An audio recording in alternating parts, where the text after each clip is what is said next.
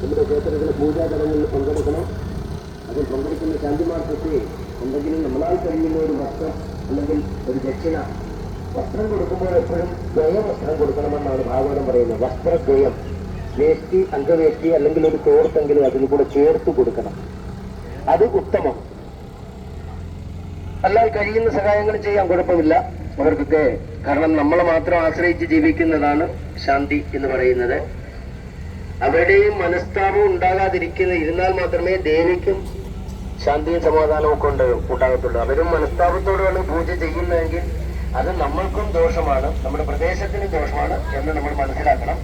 അപ്പം അവർക്കൊക്കെ മനസ്സുകൊണ്ട് സന്തോഷം തോന്നുന്ന രീതിയിലൊക്കെ നമ്മൾക്ക് നമ്മുടെ ചെയ്യാവുന്നതാണ്.